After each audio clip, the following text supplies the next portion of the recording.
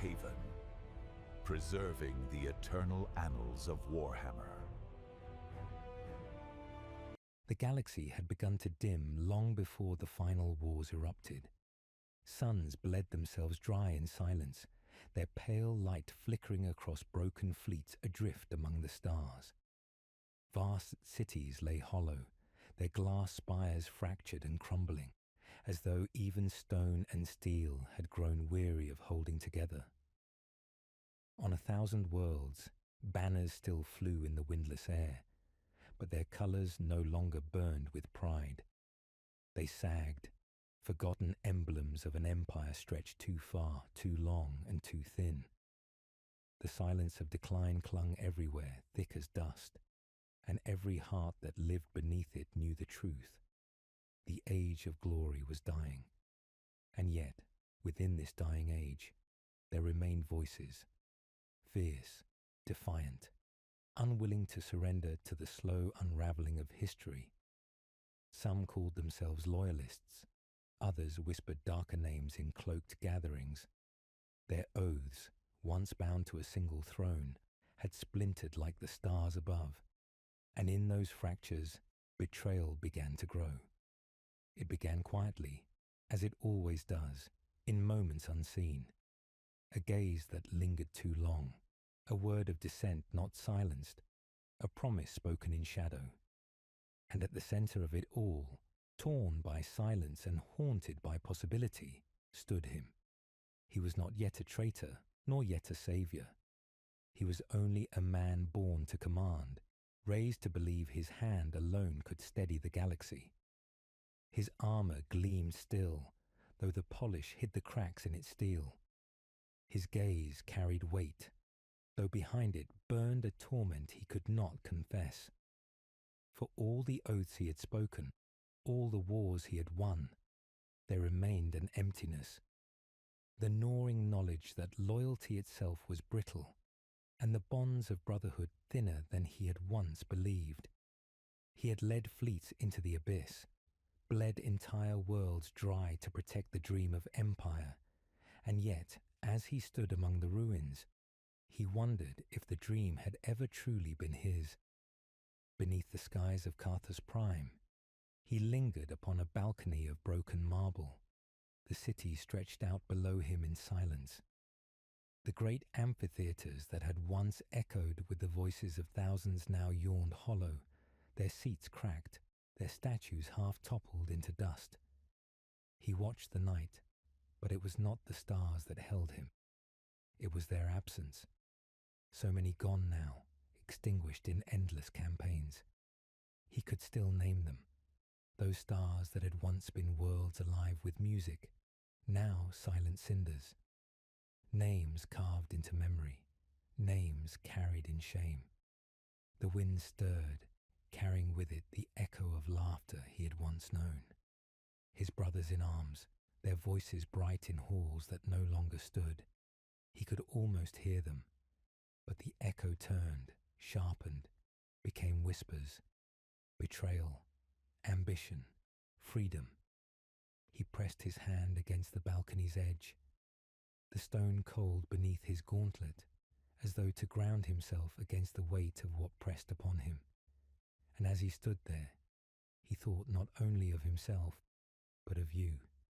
Yes, you, listening to this story as the night deepens. Know that though this tale is heavy with sorrow and betrayal, we share it with care. We speak it because we love you, and because every story of fall and ruin is also a mirror, teaching us what we are and what we might yet become. So before we go further, pause with me. Tell me, where in the world are you watching from? What hour claims you now? Is it dawn, with the first light creeping through your window? Or is it deep night, when silence wraps itself like a cloak around you? Wherever you are, whatever time it may be, you are part of this telling. Now, let us begin in earnest. He turned from the balcony, his cloak trailing in the dim starlight, and stepped into the hall where others waited. Their armour bore the sigils of victory, but their eyes betrayed unease. They looked to him as they always had, with the mixture of trust and fear that only a leader can command. Yet beneath that trust was doubt, unspoken but alive. They had fought too many wars, bled too many centuries for promises that now seemed hollow. And he knew it. He felt it in every silence, every measured glance. At the far end of the hall stood his brother, not of blood, but of bond. Their swords had once struck in unison, their voices once sang the same oaths. Now the bond was strained, held together by memory more than by faith. His brother's gaze was stern, questioning. "The Emperor demands loyalty," the man said, voice ringing through the hollow chamber. "But loyalty is no longer simple. Tell me, will you still carry his name into battle?" The question fell heavy, echoing against stone. The assembled warriors stirred uneasily. He did not answer at once. In truth, he did not know the answer himself. Loyalty was a word that had once burned bright in him, but now felt like a chain cutting into his flesh. He longed for freedom, not only his, but for all who followed him. Yet freedom carried its own cost, one darker than he dared to name. He looked upon his brother, and in his silence 100 memories unfurled. Battles won, laughter shared, vows made in blood. Could he betray that bond? Could he betray the dream they had once carved into the stars? And yet, had not the dream already betrayed them, abandoned them to wars without end? His voice, when it came, was quiet but heavy, like thunder far off on the horizon. "I will carry his name until I no longer can." It was no answer, and yet it was all he could give. His brother's eyes narrowed, suspicion clear, but no further words came. The silence that followed was heavier than any blade. Night deepened. Beyond the broken windows, storms gathered, lightning flickering across distant horizons. The galaxy itself seemed to tremble, awaiting his choice. He lay awake that night, staring into the shadows of his chamber, hearing again the whispers of betrayal. He thought of the throne, the emperor who had raised him, and the weight of obedience. He thought of freedom, of carving a new path across the stars. And he thought of the cost, the blood of brothers, the ruin of empires. When dawn finally broke, its light was weak, filtering through dust and ruin. He rose, donned his armor, and walked once more to the balcony. The city still lay silent, but in the distance fires burned. A fleet awaited him, engines rumbling like chained beasts eager for release. He knew that whatever choice he made, the galaxy would never again be whole. He lifted his gaze to the dying stars, and in their dim glow he whispered to himself, "This is where it begins." And though no one heard it, the galaxy seemed to shudder, as though it knew. The fires of Carthos Prime had not yet burned out when the first emissaries arrived. They came cloaked in crimson and black, their ships sliding silently into the broken harbours like shadows made flesh. No banners announced their allegiance, no heralds proclaimed their presence, and yet their arrival carried the weight of thunder. Whispers spread before them, as though the air itself carried rumour. These were envoys not of the throne, but of something darker, older, and more patient than the empire itself. They came to him seeking words, offering pacts. He received them in a chamber lined with cracked marble pillars, light from braziers casting jagged shadows across the walls. Their leader, a figure gaunt yet unbowed, stepped forward and bowed with neither reverence nor submission, but with the slow grace of one who believed himself equal. His voice was low, smooth, carrying the cadence of practiced persuasion. "Great one, you have fought for a dream that bleeds itself dry. You have carried chains forged in the name of loyalty, but chains are chains, no matter how gilded. We offer another path. He listened in silence, though his heart thundered. Around him, his commanders stiffened, some bristling with suspicion, others leaning closer, hungry for words they dared not speak themselves. The emissary's eyes gleamed faintly in the firelight. You are not blind. You see the Empire's decline. You know the cost of endless wars fought for a throne that does not bleed as you bleed. Join us. Cast aside chains. Rule not as servant, but as master. Immortality can be yours, should you grasp it. Immortality. The word coiled in the chamber like a serpent, hissing softly into every ear. He closed his eyes, hearing again the whispers that haunted his nights. The thought of eternity, of living beyond the grave of empires, both lured and revolted him. For what was eternity, if it meant watching 1,000 more stars extinguish? What was immortality, if it meant becoming something other than himself? When his eyes opened, he fixed the emissary with a steady gaze. Chains are not so easily broken. And even should I break them, what then? Freedom or slavery of another kind? The emissary smiled thinly. Freedom, if you have the will to seize it. Slavery, if you falter. But better to risk damnation than to kneel forever at another's feet. The words struck him like blows, for in them he heard the echo of his own thoughts.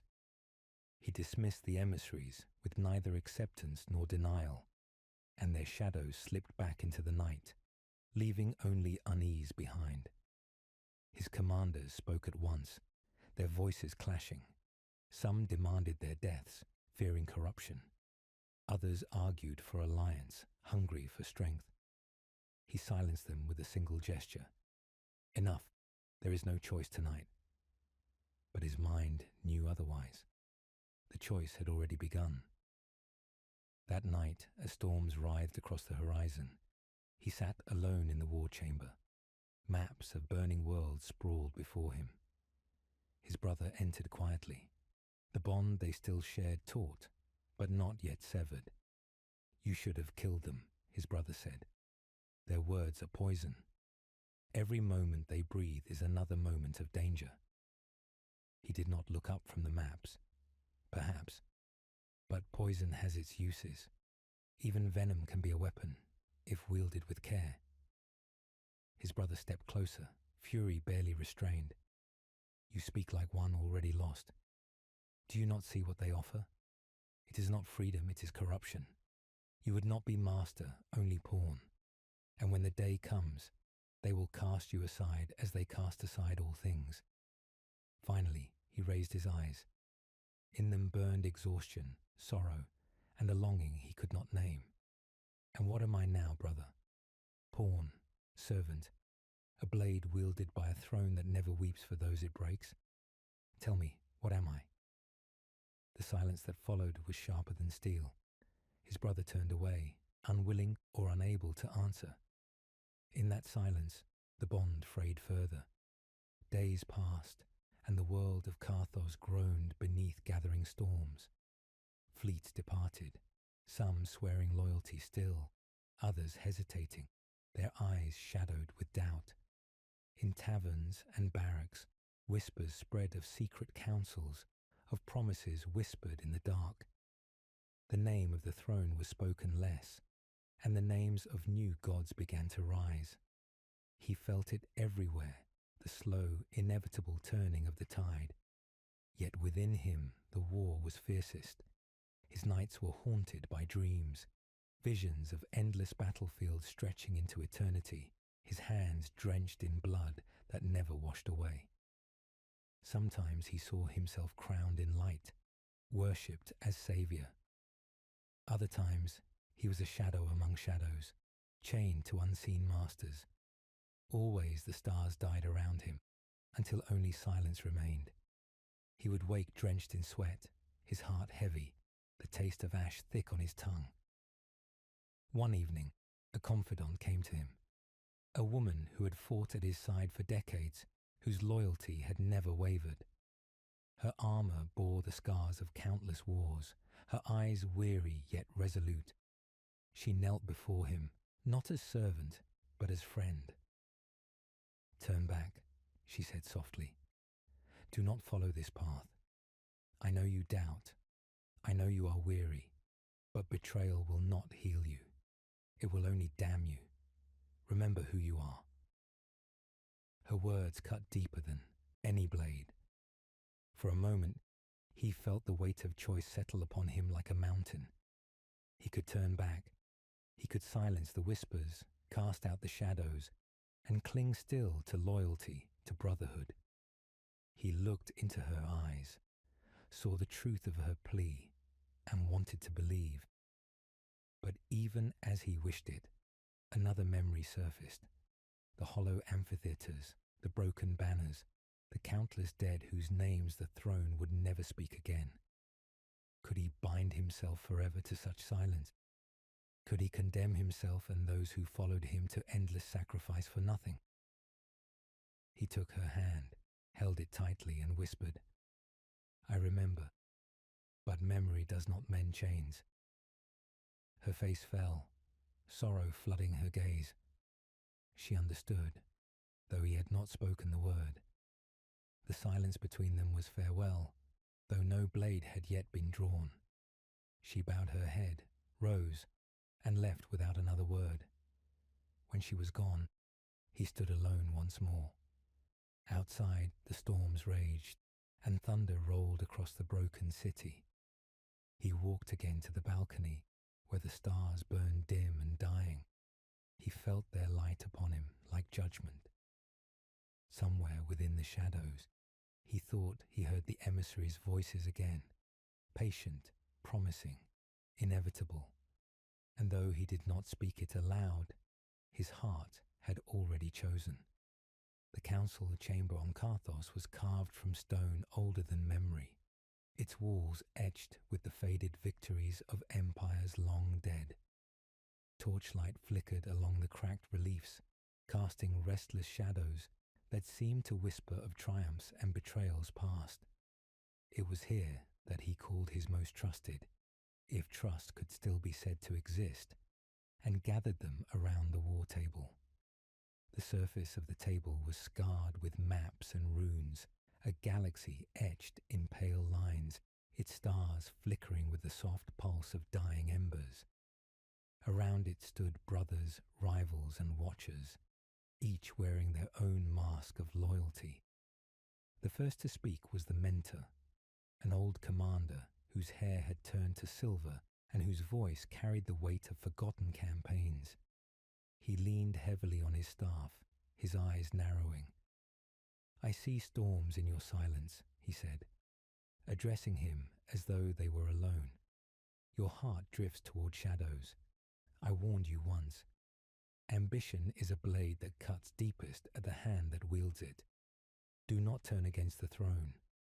Do not mistake whispers for truth." The words rang heavy, but others bristled. A younger captain, hungry, sharp, his armour gleaming with the arrogance of youth, snorted. "The throne has no voice for us any more. It demands our lives, our blood, yet spares none to listen. Are we not more than pawns on a board already broken?" His words were reckless, but they found echo in the hall. Murmurs stirred, spreading like fire through dry reeds. He raised his hand, and silence fell, though unease lingered. His gaze swept the chamber, pausing on each face. The mentor's sorrow, the youth's fire, the brother's wounded suspicion, the confidant's absence, her seat empty, her silence louder than any accusation. He felt the weight of them all pressing against him, and yet none of them could ease the gnawing within. "I do not seek to betray," he said slowly, his voice measured, each word deliberate. "But I cannot blind myself. The empire is failing. Worlds burn, while the throne sits in silence. Loyalty demands sacrifice, yes, But what worth has sacrifice if no one remembers the fallen? If no one cares? The words struck the chamber like thunder. Some nodded, others flinched. His brother's voice broke the silence, cold and sharp. Care? You speak of care as if it were coin to be counted. We swore oaths, not for memory, but for duty. The throne does not need to care. It needs to endure. And so must we. Their eyes locked across the table, a gulf opening between them that no bridge could cross. In his brother's gaze was the fury of betrayal already anticipated, a wound not yet inflicted, but felt all the same. Before the clash could deepen, the rival spoke. He was a man of shadows, his smile sharp as a blade hidden beneath a cloak. He stepped forward, his voice smooth, coaxing. Perhaps the truth lies between. Loyalty and freedom need not devour one another. There are paths, secret and strong, that can grant us both. Why cling to a throne that starves us when new powers wait, eager to be grasped? The chamber stirred again, but this time the whispers held hunger. He knew that the rival's words were dangerous, laced with poison, but the poison was sweet, and many tasted it willingly. Even he felt the sting of temptation, sharp and undeniable. The mentor struck his staff against the floor, the sound booming like a warning. Do not listen. These promises are snares. Powers older than the throne lie in wait, but they do not serve. They devour. I have seen them at the edges of the stars, and those who take their bargains are never themselves again. His voice cracked, grief seeping into his tone. I beg you, do not walk this path. The rival laughed softly, as though at a child's fear. And yet here we stand, crumbling, dying by inches. Better to live as something new than to perish as forgotten relics. The council erupted, voices clashing, anger rising like a storm. Some called for rebellion, others for silence, still others for purges of dissent. And in the midst of it all, he remained still, his gaze fixed on the map of the galaxy spread beneath his hands. Each star seemed to flicker like a heartbeat, each line of conquest a scar across his soul.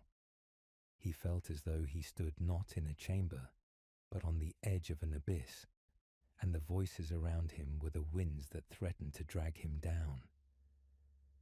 At last he spoke, his voice cutting through the storm. Enough. The chamber stilled. His eyes lingered on the mentor, then the rival, then his brother. We stand on the edge of ruin. If the throne will not save us, then we must choose how to save ourselves. But I will not decide here, not now. Each of you must look within and ask, what loyalty binds you still? To the throne, to me, or to yourselves? His words hung in the air like a blade suspended above them all. One by one, they withdrew, their faces unreadable, their loyalties uncertain. He was left alone in the chamber, the war map glowing faintly in the dim light. When the last footsteps faded, he sank into silence. The emptiness pressed against him like a tide, and in it he heard again the whispers, promises of power, of immortality, of freedom from chains. They coiled around him, patient and insistent. He pressed his fists against the table, knuckles white, breath shallow. He could almost see the paths stretching before him, one drenched in the blood of loyalty, the other in the shadow of betrayal. Both led to ruin, but one whispered of dominion, of eternity. He closed his eyes and saw his confidant's face, her plea for him to turn back. He saw his brother's fury, the mentor's sorrow, the rival's sly smile. They circled him like stars in collapse, each pulling at his soul with relentless gravity. When he opened his eyes, the galaxy map shimmered before him, its stars flickering as though alive. He reached out, his hand hovering over them, trembling. One star blinked out, then another, as though the universe itself awaited his choice. And in that moment, though no words left his lips, he knew he had already begun to betray what he once held sacred.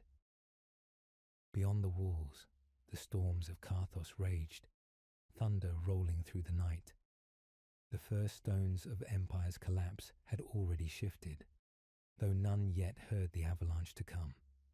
He remained in the chamber long into the night, staring at the dying stars until at last the torches guttered low and shadows claimed the walls. Alone, he whispered into the silence, "If chains must break, then let them shatter." The words vanished into darkness, but the galaxy seemed to tremble, as if it had heard. The meeting took place beneath the ruins of an ancient cathedral, its spires shattered long ago by wars now forgotten. The once sacred halls lay buried beneath layers of stone, their vaults collapsed into caverns where the air was thick with damp and ash. Statues of saints lay toppled, their faces broken, their hands outstretched as if in mute warning. It was here, amid the rubble of faith, that the shadows gathered. They came cloaked, armor hidden beneath tattered robes, their voices hushed, but their intent unmistakable.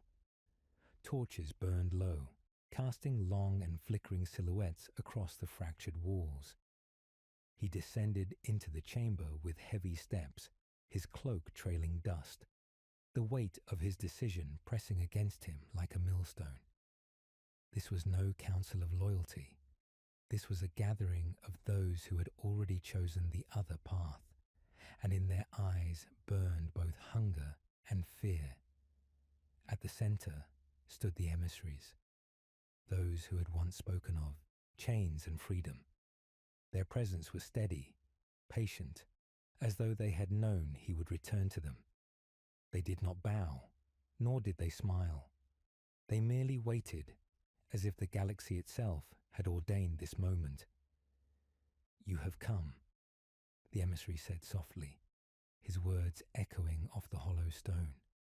"The first step is always the most difficult. Beyond this threshold, there is no turning back."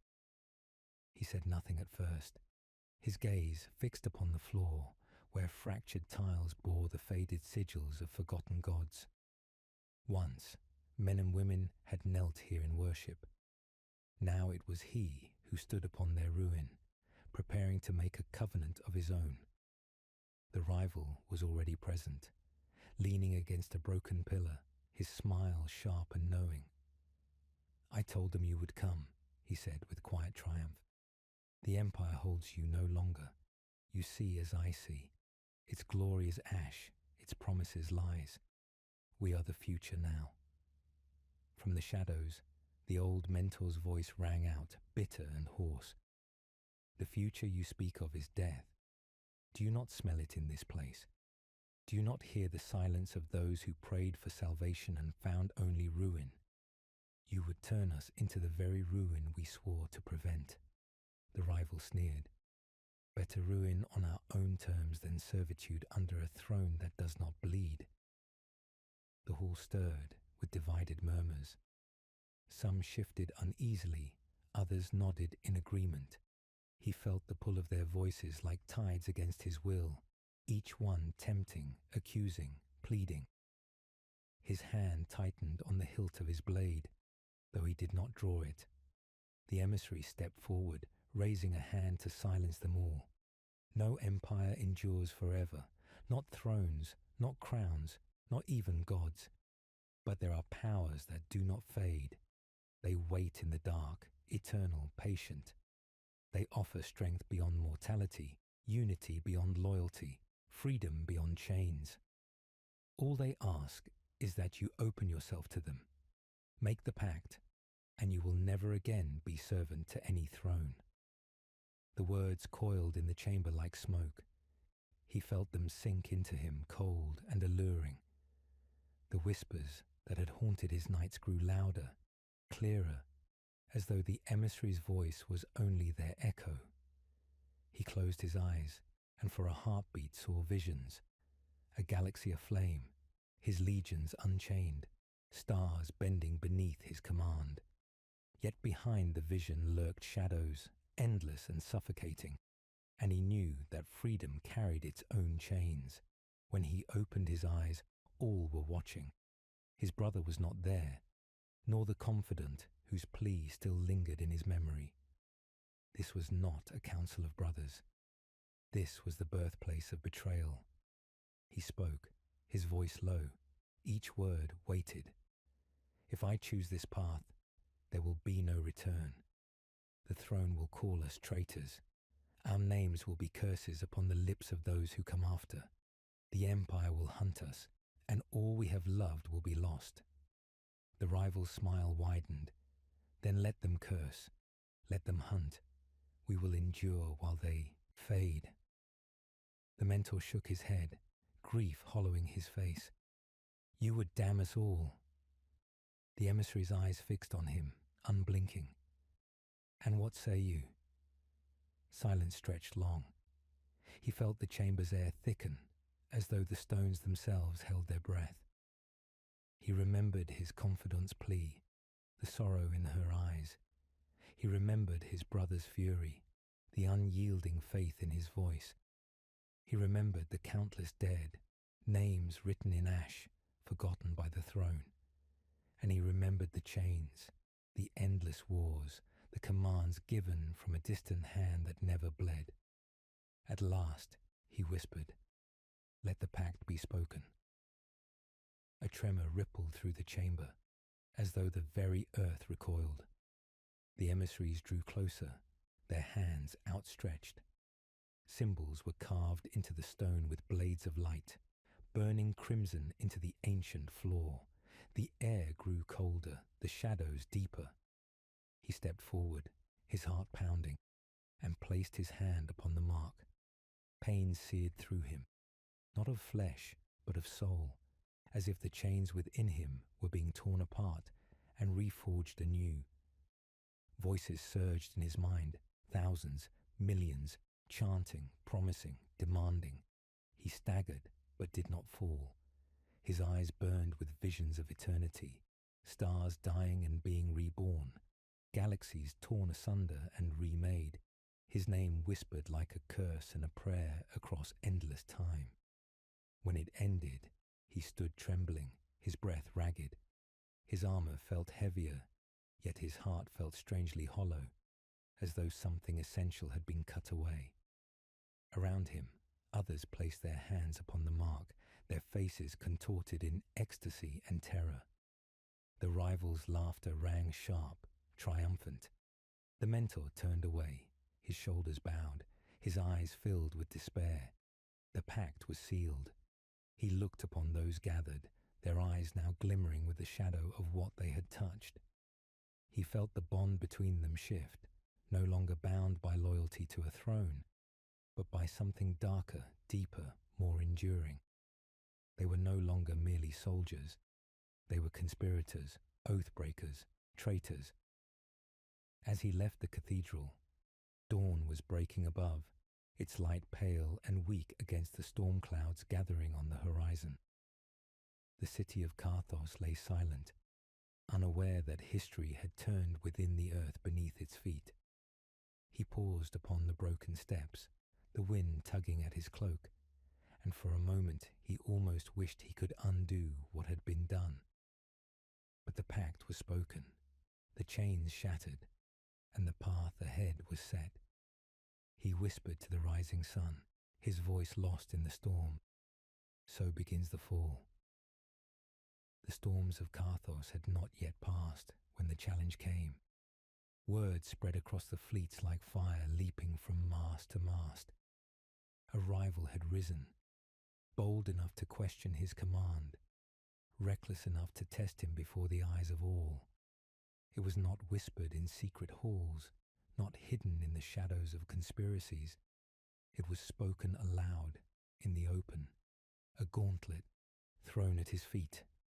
In that defiance, the fragile unity of the pact trembled. The duel was called for the plaza of the broken amphitheatre, where once citizens had gathered to cheer the victories of empire. Now the seats lay cracked and empty, but the arena floor filled with warriors, their armor dark against the pale light of a storm-ridden dawn. They gathered not to celebrate, but to witness whether their new covenant could hold, or whether it would splinter before it had even begun. He entered the arena in silence, his cloak dragging across the fractured stone. His armor bore no emblem now, for the banners of loyalty had already been cast aside. Yet his presence carried its own weight. Eyes followed him, breaths held in uneasy expectation.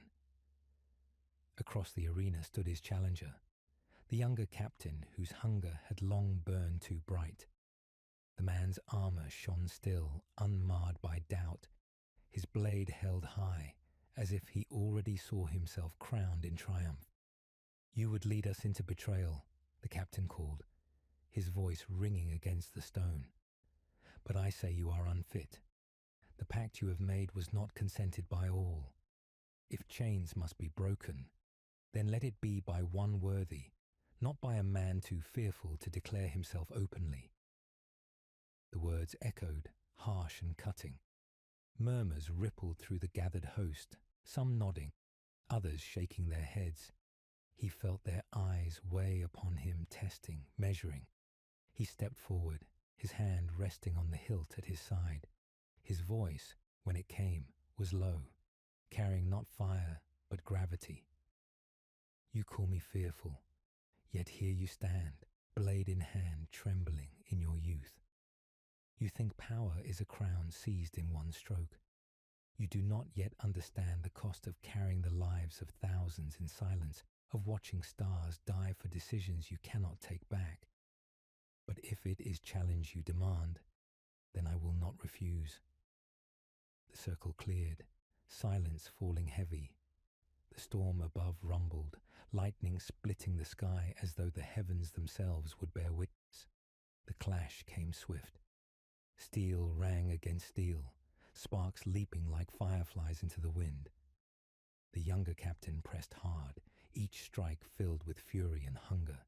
He moved with the recklessness of ambition, every blow a declaration of his desire to carve his place in history. He, older yet tempered, fought with patience, each parry precise, each counter deliberate. Their blades sang across the stone, their shadows flickering in the stormlight. The crowd watched in silence, their breaths bound to the rhythm of the duel. Every strike seemed to carry more than steel. It carried the weight of loyalty, of betrayal, of futures unwritten. At last, the younger captain overreached, his blade thrusting wide. In that heartbeat, he stepped aside, turned the strike, and pressed his own blade against the man's throat. The duel ended, not in triumph, but in silence. He looked into the captain's eyes and saw defiance still burning there, but also fear, the fear of mortality, of the sudden realization that ambition alone could not conquer fate. For a moment, he considered the final stroke. To end him here would silence dissent, but it would also make of him a martyr. To spare him would sow doubt, yet it would bind the others in the shadow of his restraint. He withdrew the blade. "Live," he said, his voice cold, "but live with the weight of your failure. Know that leadership is not seized by defiance, but by endurance. Remember this shame, for it will follow you." The captain staggered back, clutching his pride as though it were a wound. The host exhaled as one, the tension broken but not healed. Some looked to him with respect, others with unease. The rival, watching from the shadows, smiled faintly, as though pleased not with the outcome, but with the fracture it had left. The storm broke above, rain falling in cold sheets across the arena. He stood alone in his downpour, his cloak heavy, his thoughts heavier still. He had won, but victory felt like ash. For in that moment he understood the truth. Every challenge from within weaken them more than any battle from without. The Empire would not need to destroy them. They would destroy themselves if given time. That night, he sat in the war chamber, the torches hissing with damp. The mentor entered, silent, eyes shadowed. "You spared him," the old man said at last. "Mercy can bind men, but it can also break them. Some will see strength, others will see weakness. Which do you think your followers saw tonight?" He did not answer. Instead, he stared at the map of the galaxy spread before him, stars flickering faintly in the torchlight. The mentor stepped closer, lowering his voice. "I have warned you, and still I warn you. The path you walk will not end in victory. It will end in ruin, for you and for all who follow. You think the pact makes you strong, but it will devour you, and yet you still march on." His hand tightened on the table, his knuckles pale. "I march because there is no path left but forward. To turn back is to admit every sacrifice, every life was for nothing. I will not be another forgotten servant in a ledger of endless war. If ruin is to come, then let it be on my terms." The mentor's eyes dimmed, sorrow deep. "Then you are already lost." He left without another word, leaving the chamber steeped in silence. Alone once more, he touched the blade at his side, feeling the memory of the duel linger like a shadow upon him. He thought of the young captain's defiance, of his brother's accusations, of the confidant's plea. Each voice echoed within him, fragments of loyalty and betrayal entwined. Outside, the storm raged through the night, tearing at banners and flooding the streets of Carthos. Lightning split the sky, and in its brief glare he saw his reflection in the darkened glass of the chamber. Armor gleaming wet with rain, eyes shadowed, face etched with weariness. He did not look like a savior. He looked like a man already claimed by shadows. He whispered to his reflection, words only the storm could hear. "This is the cost of freedom." And in that moment, though the thunder drowned him, he knew the galaxy had already begun to measure his every choice, waiting for the day it would demand its reckoning. The storm did not end with the duel. It lingered, heavy in the skies of Carthos, as though the heavens themselves had chosen to mourn. Streets flooded, temples collapsed, and the people huddled in silence, waiting for the light of a sun that refused to pierce the black clouds. Amid that gloom, whispers grew louder, whispers of betrayal, of shadows, of a commander no longer bound to the throne. The city did not speak his name with pride now, but with unease, as though to name him aloud was to summon ruin. It was in this silence that she returned. The confidant he had once trusted above all others stepped into his chamber without herald, her cloak soaked with rain, her face lined with sorrow and resolve. She had not attended the pact in the cathedral. She had not stood among the conspirators who placed their hands upon the burning sigils. Instead, she had walked away, her silence louder than defiance. And now she stood before him, eyes unflinching, though her voice was heavy with grief. "You have crossed the threshold," she said. "I can see it in your eyes. The man I followed through 100 battles is still there, but he is fading. Do you feel it? The hollow inside you where loyalty once burned. You made the pact, and though you believe you are free, you are already bound." He did not answer at once. He looked to the war map glowing faintly on the table, stars pulsing like fragile hearts. He remembered how her hand had once rested there steady and true, reminding him that loyalty could be more than obedience. He wished for a moment that she had not come. Her presence cut deeper than any blade. "You speak as though I am already damned," he said at last, his voice low. But what choice was left? The throne would have bled us dry until nothing remained. I chose survival, for my legions, for my people, for myself. If that damns me, then so be it. Her gaze did not soften. You did not choose survival. You chose ambition. Do not lie to me or to yourself. I know you too well. The throne betrayed you, yes, but you betrayed yourself the moment you began to listen to the voices in the dark. You think you are master of them, but you are not. They will twist you until even the memory of who you were is gone. Her words pierced him, for they were the echo of his own secret fear. Each night since the pact, he had felt the whispers grow clearer, more insistent, slipping into his thoughts, guiding his hand. They did not command, not yet, but they did not need to. Their presence alone was a chain, unseen but unbreakable. He closed his eyes, weary. Then what would you have me do? Cast it aside. Pretend none of this happened. There is no turning back. The pact is sealed. She stepped closer, her voice breaking with quiet desperation. I would have you remember who you are. You are more than ambition, more than vengeance. You were the man who carried us through the void when hope was gone, who held fast when the stars themselves seemed to dim. That man would not have surrendered to shadows. That man would have found another way. Silence pressed between them, heavy as the storm outside. He wanted to reach for her, to ask her to stay, to remind him of the man she spoke of. But he could not. The pact had cut too deep, carved too much away. He felt the gulf between them like a wound that would never close. You ask me to remember, he said softly, but memory cannot mend what is broken. Her eyes shimmered with tears she refused to shed. She turned away, her hand lingering on the edge of the war table for a moment, as though reluctant to let go. Then she released it and stepped toward the door. If you continue on this path, I will not follow. I cannot.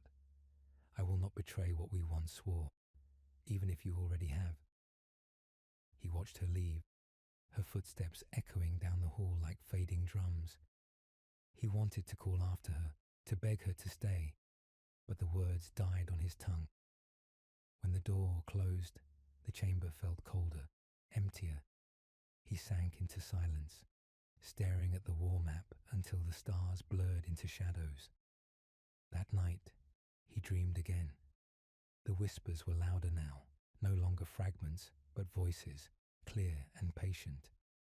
They spoke of dominion, of eternity, of power vast enough to eclipse the throne itself. He saw himself crowned not in light, but in shadow, his legions bending before him, the galaxy burning in his name.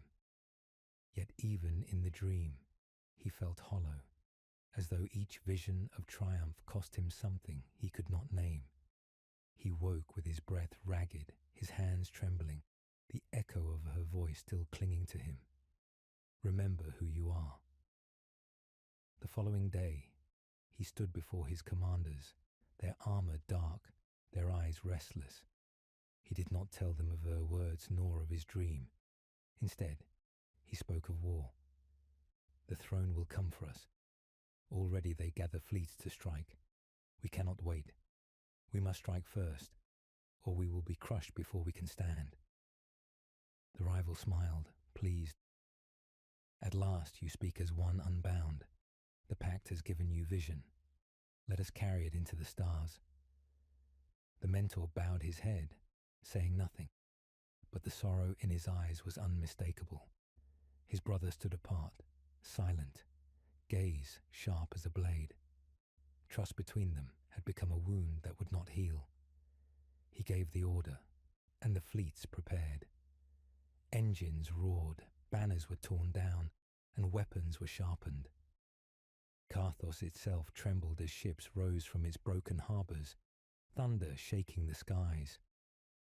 The storm had not passed, but they flew into it, as though the tempest were their crown. As he stood upon the bridge of his flagship, watching the stars stretch into lines, he felt the whispers again, soft and insistent. They did not praise him, nor command him, but simply accompanied him, as though they had always been there. He placed a hand upon the cold glass of the viewport, staring into the void. He thought of her sorrow, of her plea to remember. But memory was fragile, and the voices were strong. He whispered into the silence of the void, "The throne will call us traitors. Let them. We will carve our own truth." The stars swallowed his words, and the fleets vanished into the darkness. The void opened before them like a wound, swallowing the light of distant suns. His fleet drifted through its depths, silent, but for the low hum of engines that carried them further from the cradle of loyalty and deeper into the storm of rebellion. On the bridge, the air was tense, the crew watching him with eyes that betrayed both fear and devotion. They had followed him this far, though few could name what truly bound them now: duty, ambition, or the dread certainty that turning back was impossible. From the command dais, he gazed into the abyss, the stars smeared into silver lines by their passage. Each flicker of light felt like a memory, some already fading, others too sharp to endure. He thought of her, the confidant whose absence gnawed at him like a phantom limb. He thought of his brother, whose faith had turned into fury. And he thought of the pact, carved in shadow, still burning like an unhealed scar within his soul. Alarms broke the silence. The navigator, his voice tight with urgency, reported the sighting. Loyalist vessels ahead, a small strike force but armed and resolute. They had been waiting, hunting the renegades who had fled Carthos. The trap had been sprung. The rival was first to speak, his words sharp with hunger. At last, proof. The throne moves against us already. Let us strike, and let the galaxy know we are no longer prey. The mentor's voice cut in, low and steady, yet filled with sorrow. You cannot win loyalty through slaughter. Every loyalist you kill will harden the throne's resolve. Think of what you are about to unleash. He listened, his jaw clenched. The voices of the pact whispered at the edge of hearing, urging him toward blood, promising strength in defiance. He silenced them with a breath and raised his hand. We fight. The order echoed across the fleet. Engines flared, weapons primed, shields lit with cold fire. The void erupted as the first salvo streaked outward, white lances cutting through darkness. Loyalist vessels met them with fury, their own guns blazing, the battlefield blooming with fire and ruin. The clash was merciless. Ships tore at each other like beasts in a cage, armor shattering, hulls rending. Through the chaos, he stood unyielding, every command precise, every maneuver executed with grim patience.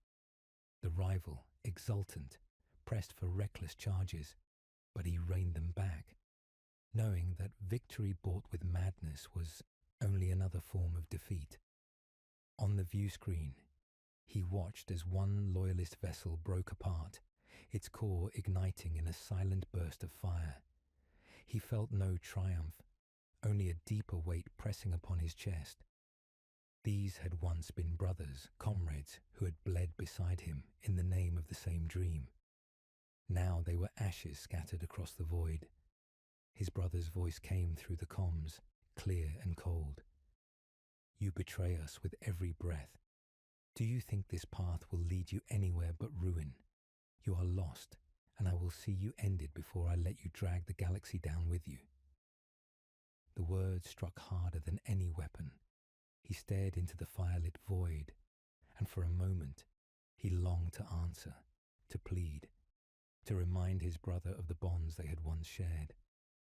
But the moment passed, and silence held him. His brother's voice lingered like a blade, and he knew their next meeting would not be in words but in steel. The battle raged on. More loyalist ships fell, but at a cost. His own vessels burned, hulls cracked, crews lost to the darkness. The fleet endured, but victory tasted of ash. When at last the last loyalist vessel drifted into silence, broken and aflame, he gave the order to cease fire. The void quieted, but the echoes of death remained. On the bridge, the rival turned to him, eyes bright with triumph. This is the beginning. Let the throne see our defiance. Let the galaxy tremble.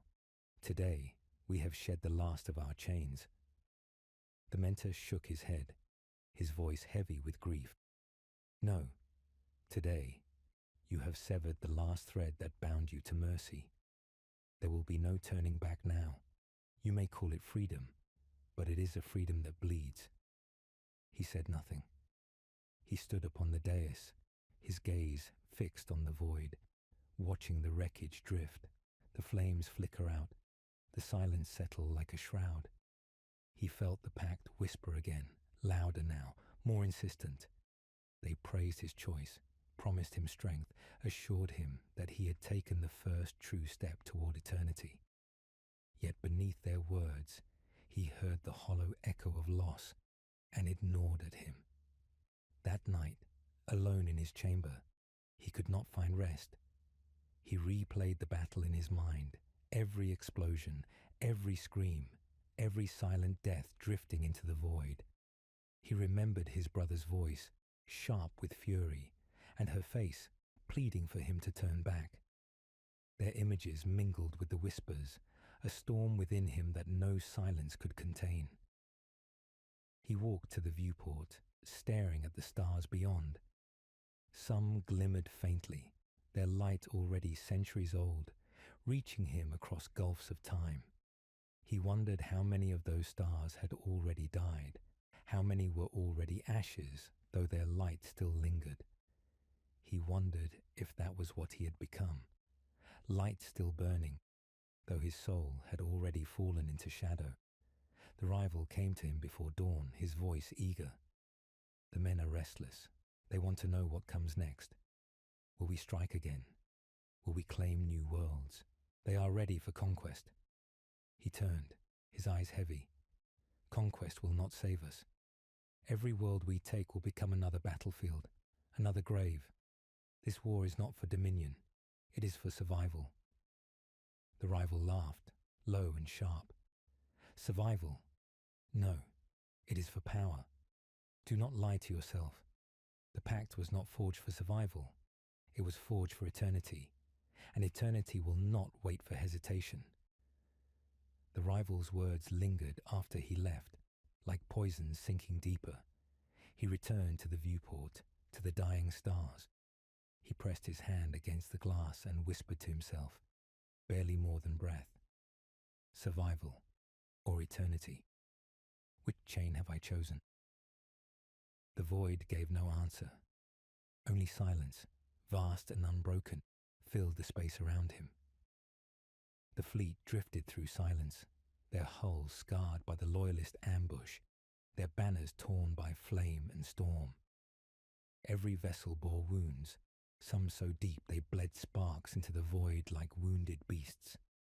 Crews whispered of omens, of shadows clinging to the ships, of voices that lingered in the dark corners of the decks when no one spoke. Fear was no longer hidden. It seeped through the corridors like smoke.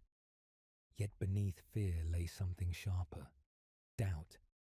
He felt it each time he walked among them, though none dared speak it to his face. The men looked at him with eyes that flickered between devotion and suspicion, between trust and unease. They had followed him into rebellion, but rebellion is not unity. Rebellion breeds hunger, envy, and the gnawing desire for proof. Proof that the path chosen is not ruin. Proof that their leader will not falter. Proof that the whispers promising strength will not devour them first. It was then that his brother struck. The betrayal was not a dagger in the dark. but a wound carved openly for all to see. A loyalist fleet, far larger than the ambush before, had been waiting on the fringes of the Solith expanse.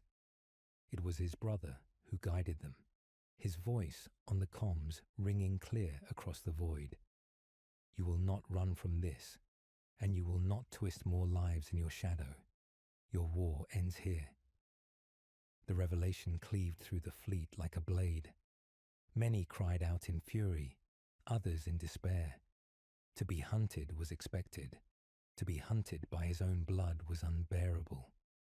He stood frozen for a moment, the voice of his brother echoing through him, stirring memories of battlefields fought side by side, of laughter in the quiet between wars, of oaths sworn with blood.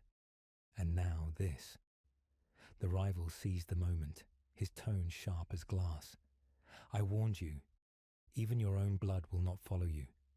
He has chosen loyalty to the throne over loyalty to you. Do you not see? Doubt is a plague, and it festers in all who cling to old chains. If you do not cut it out, it will consume us. The mentor's voice, heavy with grief, countered at once. This is not plague. It is pain. He does not hate you. He grieves for you. He sees what you cannot. Do not answer betrayal with more betrayal. Spare him, if only for the memory of what you once shared. The whispers rose within him, swelling like a tide, urging blood. His brother's defiance stung deeper than any wound. And yet, even as rage clawed at him, sorrow choked his breath. He looked out across the void, where his brother's fleet gleamed with loyalist firepower, and he felt the weight of choice press upon him like a mountain. The battle began before choice could become thought. Loyalist fire ripped into the renegade fleet, tearing through weakened shields, igniting ruptured decks. Explosions bloomed like dying stars, casting brief halos of light across the darkness. His own vessels answered, unleashing lances of fire, their crews screaming defiance even as they fell. On the bridge, he gave his commands with grim precision. Each order was a wound upon his soul, each strike a severing of bonds he could never mend. He saw his brother's flagship across the void, its prow ablaze with loyalist sigils, and knew their confrontation would be inevitable. The rival pressed for fury. Strike at his heart, break him, and the rest will fall. End this, and you will prove beyond doubt that your cause is the only truth. The mentor spoke over him, desperate. If you kill him, there is no return. Even shadows cannot wash away fratricide. If you spare him, perhaps there is still hope. He did not answer. His hands clenched the railing, knuckles white, as he watched the loyalist flagship close in. The voices within him swelled, drowning out reason, drowning out memory, until only one truth remained. Choice itself was illusion. The pact had already chosen for him. The clash came in a blaze of fire. Boarding torpedoes struck, shattering decks, spilling loyalists and renegades into close combat. Corridors ran red with blood, steel rang against steel, and screams echoed in the dark. He strode through the chaos, his blade a streak of cold fire, carving a path toward the heart of the flagship. His eyes saw only his brother, as though every enemy in his path was but a shadow barring his way. At last, they met in the shattered hall of the flagship's command deck, the throne of the ship burning behind them. His brother stood armored in loyalty, his blade raised, his eyes filled not with hatred, but with sorrow. You could have turned back, he said, voice raw. Even now, you could lay down this madness. I would have forgiven you.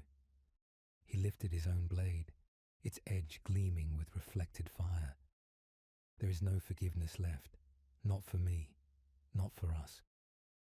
Steel clashed, sparks igniting as they struck again and again.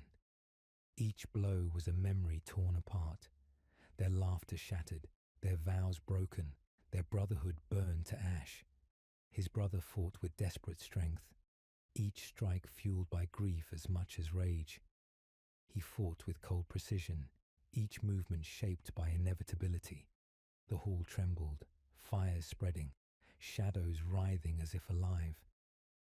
The pact whispered louder, urging the final stroke, promising eternity if he severed the last chain. His brother's blade faltered for a breath, exhaustion dragging at him, sorrow dulling his strength. In that moment, he could have ended it. He could have driven his blade home and silenced the voice that had haunted him. But he hesitated. In that single hesitation, his brother's strike found him, carving across his side, burning pain through armor and flesh. He staggered, breath stolen, blood seeping through the cracks of his plate. His brother's eyes widened, not in triumph, but in anguish. Do you see? You are not invincible. You are still my brother. You can still stop this. The rival's voice crackled through the comms, cold and sharp. Do not falter. End him, or all is lost. The whispers roared like a storm, drowning every other sound. He drove forward, his blade piercing past his brother's guard, striking deep. His brother gasped, the light fading from his eyes, sorrow written across his face even as he fell. Silence followed, broken only by the crackle of flames. He stood over the body, his breath ragged, his blade heavy with blood. His soul screamed, but no sound left his lips. The whispers coiled around him like chains, soothing, promising, binding. He turned and walked from the hall as the flagship burned, leaving his brother's body amid the ruin. The fleet hailed him as victor, though their cheers rang hollow in the void. He had won, but in winning, he had severed the last tie that bound him to who he once was. And in the silence that followed, he knew the truth. Betrayal had not ended with his brother. It had only begun. The void carried no sound, yet his brother's last gasp echoed within him, a phantom weight pressing on his chest. The fleet emerged from the ruins of battle scarred but alive, carrying with them the memory of a fratricide none dared name aloud. Victory had been won, but its taste was bitter, salted by grief. He walked the corridors of his flagship in silence, each footstep heavy with the knowledge that he had slain not only his blood, but the last vestige of the man he once was. Yet among his followers, whispers of triumph spread like fire. They saw only survival where he felt ruin, only strength where he felt emptiness. They hailed him as the breaker of chains, the proof that loyalty to the throne could be overcome. Their devotion grew not from love but from fear, from the belief that a man willing to strike down his own kin could not be denied. Still, dissent lingered, hidden beneath the surface. He saw it in the eyes of the weary, those who had not cheered when the news spread. He heard it in the hushed tones of the crew, speaking of curses, of the stain that fratricide placed upon them all. Even the mentor, who had once counselled patience, no longer met his gaze with the same unwavering steadiness. The old man's sorrow had deepened into something colder. Resignation, as though watching a storm that could not be turned aside. The rival, however, thrived in the aftermath. He strode through the ships with a predator's confidence, his words sharp, his presence intoxicating. The pact strengthens us, he declared in crowded halls. Do you not see? Each chain broken makes us more than we were. His brother fell, but in his fall we rise. And if the throne still dares to stand against us, we will show them what eternity looks like. The crew roared at his words, hunger in their eyes. He stood apart, watching, knowing that the rival's voice was not merely echoing ambition, but feeding it, shaping it, twisting it into something darker. Already the rival's followers whispered not of loyalty to him, but to the shadowed promise of eternity the Pact had unveiled. And then came the visions. They struck without warning in the silence of the night cycle, when the ship drifted between stars. At first they came as dreams, vivid and suffocating. He saw galaxies burning, worlds consumed by fire, legions of armored warriors kneeling in shadow, their eyes hollow, their voices chanting his name as though he were both god and corpse. He saw his own reflection in blackened glass, his features eroded, his flesh turned to something inhuman. He woke with blood on his lips and a scream trapped in his throat. But dreams became waking visions. In the dim glow of the war map, he saw stars collapse into void, their light devoured by unseen mouths. In the reflection of the viewport, he saw figures standing behind him when no one was there. Shapes robed in shadow, faces veiled, eyes burning with an otherworldly fire. Their whispers brushed against his mind, too clear to ignore. You are chosen. You are bound.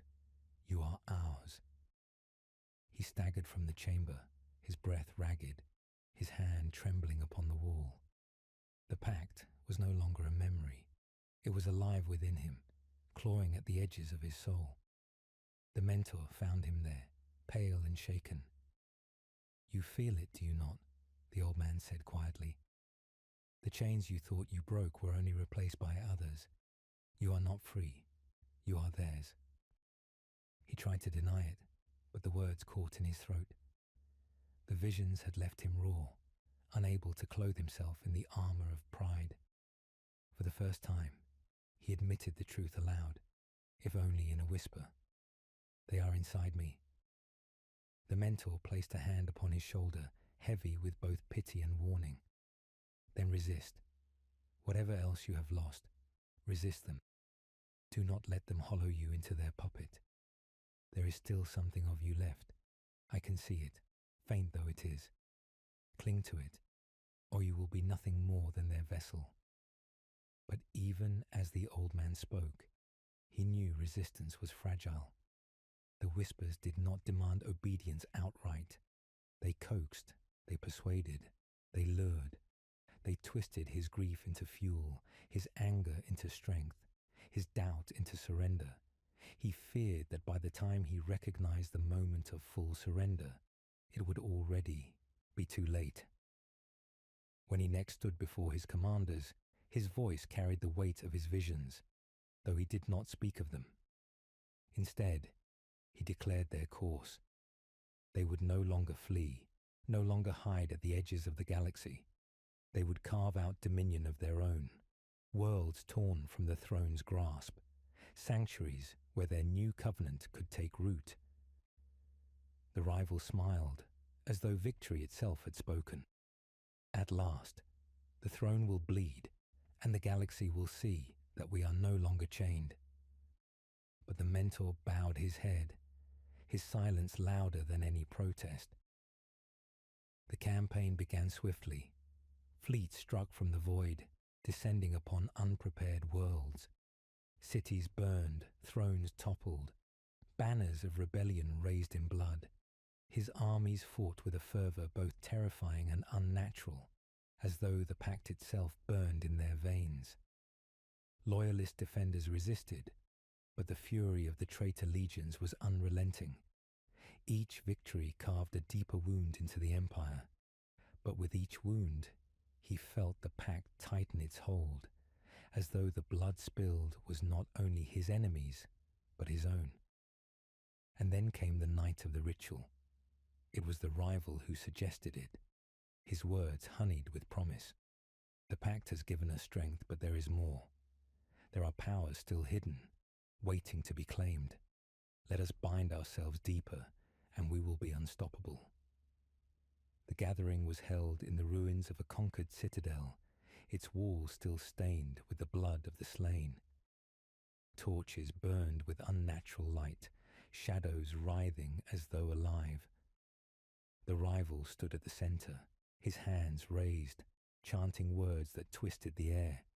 The others joined, their voices swelling into a chorus of defiance and devotion. He stood among them, the whispers within him surging, urging him to join, to surrender, to let the pact consume him fully. For a moment, he hesitated, torn between the old man's warning and the rival's promise. He felt the hollowness within him ache, the grief of his brother's death still bleeding, the loss of his confidant still raw. The pact promised to fill that hollow, to make him whole again. And in that moment of weakness, he raised his hand and spoke the words. The air split like a wound.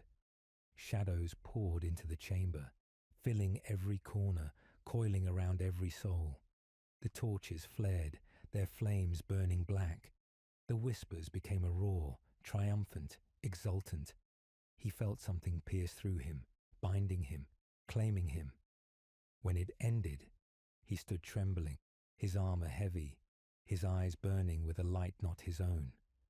Around him, the others gasped, some in awe, some in terror. The rival grinned, his face alight with triumph. The mentor turned away, tears glimmering in his eyes. He looked into the darkness that now dwelled within him and understood the truth. He had not bound the pact. The pact had bound him. And still, he whispered into the silence, as though trying to convince himself, I am free.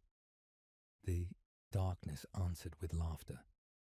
The ritual's echoes clung to the fleet like smoke, a taste of ash that no cleansing could dispel. Men walked the corridors whispering prayers they did not believe, their eyes hollow yet fever bright, as though some unseen fire had been planted within them. On every ship, shadows seemed to linger longer than light, and voices whispered in the machinery when no crew stood near. Victory had brought them worlds, yet those worlds felt barren, conquered cities echoing with silence, their banners wilting under skies that seemed dimmer than before. He moved among his followers, cloaked in command, his presence more than human now. Where once men had followed him from loyalty, now they followed because they could not look away. His eyes gleamed with something unnatural, a light that unsettled even the most hardened veterans. When he spoke, silence fell, not from reverence, but from the weight of inevitability. He was their leader, yes, but more than that, he had become something else, a vessel for forces they did not understand. And yet within him the hollowness remained deeper now, as though every whisper of power carved away another part of himself. He remembered his brother's dying gaze, his confidant's final plea, the mentor's sorrow. Their voices lived within him still, but they were faint, growing weaker, drowned beneath the roar of the pact. He told himself he fought for survival, but the truth gnawed at him. Survival had long since been lost. What he fought for now was dominion, or perhaps only the right to call ruin his own. It was on the ashes of Arkansas Fe that the loyalist counterattack came. A great fleet, larger than any they had faced since their flight from Carthos, descended without warning, its ships gleaming with the banners of the throne. They struck with fury, their weapons burning through rebel lines, their war cries echoing across the void. The Empire had not forgotten them, nor forgiven. On the bridge of his flagship, the alarms blared, red light washing the steel in waves. His commanders reported the losses, the desperate maneuvers, the growing cracks in their formation. The rival's voice was sharp with hunger. At last, let them come. We will break them here and show the throne we cannot be contained. The mentor's voice, heavy and worn, countered. If you fight this battle head-on, you will lose. We must retreat, regroup, strike another day. To press forward is madness. He stood silent between them, the voices of his commanders echoing the same war within his soul. Retreat meant survival, but also weakness, an admission that they were not invincible. To fight meant slaughter, perhaps of the loyalists, perhaps of themselves. His hand rested upon the rail, cold steel grounding him as visions flickered across his mind. Loyalist vessels crumbling, his own fleet burning, shadows laughing in triumph no matter the outcome. The pact whispered, urging him forward. Strike. Bleed them. The throne is not eternal. Only you are. He gave the order. Attack. The fleet surged forward, weapons igniting, void blooming with fire. The clash was apocalyptic. Loyalist frigates tore into their lines, torpedoes ripping through shields, engines shattering into burning wreckage. His ships answered in kind, lances of light carving through enemy hulls, detonations scattering debris like shattered stars. In the midst of the chaos, his flagship advanced, its guns thundering, its shadow looming like a leviathan against the light. Through the fire and ruin, he felt the pact pulse within him, filling his veins with unnatural strength.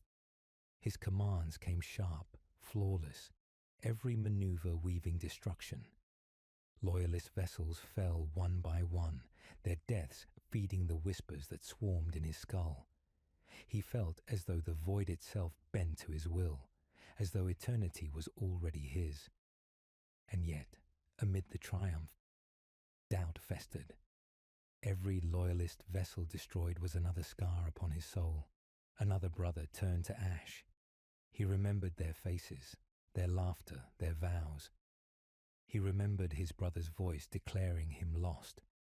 Each victory was hollow, each triumph another layer of silence draped across who he once had been.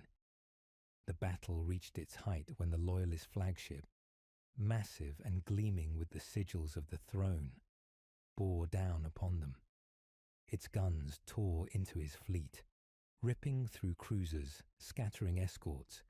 His commanders panicked, voices clamoring for orders. The rivals shouted for vengeance, the mentor for restraint. He silenced them all with a single word. Advance. His flagship rammed forward, shields flaring, weapons blazing.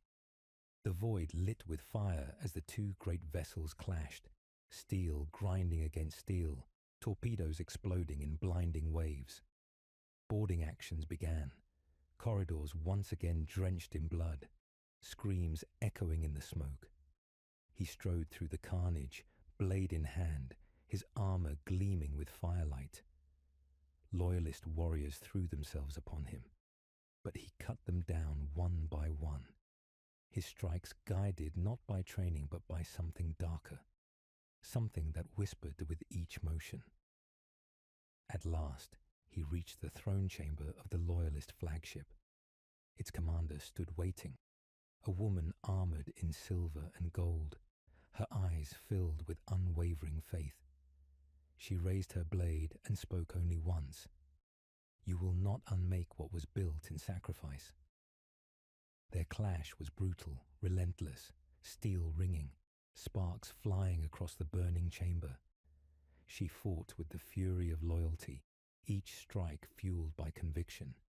He fought with the cold precision of inevitability, every movement guided by whispers that promised him eternity. The duel raged, neither yielding, until at last his blade struck true, piercing her through. She fell without a word, her blood staining the throne she had sworn to defend. He stood over her body, chest heaving, the pact roaring in triumph within him. The flagship shuddered as his forces overwhelmed, its crew victory certain. Yet as he looked down at the fallen commander, he felt no triumph, only silence, only the weight of another soul carried into shadow. When the battle ended, the Loyalist fleet lay in ruins, their wreckage drifting through the void like the bones of giants. His fleet, though bloodied, still stood. The rival declared it a victory that would echo across the stars. The men cheered, voices rising in desperate exultation. but he remained silent. On the bridge, staring out into the void littered with corpses and fire, he felt the whispers grow louder, laughing, praising, claiming. He pressed his hand against the glass, his reflection staring back. Eyes no longer his own, but burning with the light of something vast and merciless. The mentor stood behind him, voice low, trembling with sorrow. Every victory takes more of you. Tell me, do you still know your own name, or is it theirs now? He did not answer. He could not, for in the silence he felt the truth. The man he had been was fading, his name dissolving into whispers, his soul carved hollow by power he had thought was freedom. And yet he whispered to himself, barely more than breath, as though clinging to the last thread of defiance, I am still mine. The void did not answer. Only the pact, laughing, filled the silence. The wreckage of the loyalist fleet still drifted in the void when the first murmurs of unease began to spread. Victory had been won, but it had not silenced the doubts of those who had followed him into shadow. Instead, it fed them. The men whispered in the corridors, voices low, glances wary. They spoke of how their leader had cut down the loyalist commander as though she were nothing, of how his eyes had burned with an inhuman light, of how the whispers seemed to linger in the air long after he left the chamber. Some said he was no longer entirely himself. Others said he had become something greater. Both fears amounted to the same: distance. He felt it in every gaze that slid away, in every silence that filled the halls where once there had been laughter. The chain between him and his warriors had not broken. It had hardened into something colder. They no longer followed a man. They followed inevitability. The mentor came to him in the aftermath. His face, lined with sorrow, deepened into despair. The old man's steps were heavy, as though each carried the weight of an empire collapsing. You are unraveling, he said softly, when they stood alone in the war chamber. Piece by piece they take you. The pact does not give, it consumes, and I fear soon there will be nothing left to consume but ash. He turned from the star map, its faint lights glimmering like dying embers. You speak of chains, but you do not understand. The pact has freed me. I see clearer now than ever before. The throne is not eternal, nor just. We were always pawns. Now, for the first time, I am more than that. The mentor's voice broke, hoarse with grief. More than a pawn, yes, but not a master. You are becoming their vessel, and when the last of you is gone, who will command then? Who will remember your name? Not your men, not the galaxy, only the shadows you serve. The word struck deep, though he did not show it. He clenched his hand against the table, nails digging into steel, as though to anchor himself against the rising tide within. If they consume me, then so be it. But before that day comes, the throne will burn. The mentor bowed his head, his silence heavy. Then I have already lost you. He turned and left, his footsteps fading into the distance. But not all counsel was sorrow. The rivals sought him next, eyes alight with triumph, his voice sharp with hunger. Do you not see? The throne quakes. Every battle we win feeds the pact. Every soul we take strengthens us. They cannot stop us now. You only need to embrace it fully. Stop resisting. Stop doubting. Let it claim you, and you will be as a god. He looked into the rival's eyes and saw madness there, not the wild, untempered madness of youth, but the cold certainty of one who had surrendered completely. It chilled him more than the mentor's grief, for in that reflection he saw his own path laid bare. Nights were no longer his own. When he closed his eyes, he did not sleep. He fell into visions, oceans of shadow stretching without end, Legions of faceless warriors kneeling, their chants a single word he could not bear to hear. He saw himself crowned in black flame, his flesh unravelling into smoke, his soul devoured yet eternal. And always, in the distance, he heard laughter, patient and endless. One night, he dreamt of his confidant. She stood upon a battlefield of ash, her armour broken, her eyes filled with sorrow. She did not speak, but her gaze pierced him deeper than any blade. He reached for her, but shadows tore her away, her form dissolving into dust. He woke with a scream that echoed through the chamber, his body trembling, his hands stained with blood he could not remember shedding. When dawn came, he walked the decks, watching his warriors prepare for another campaign. They moved with mechanical precision, their chants hollow, their eyes glazed with fanatic fire. He wondered if the Pact whispered to them as it whispered to him, if their souls too were being carved hollow.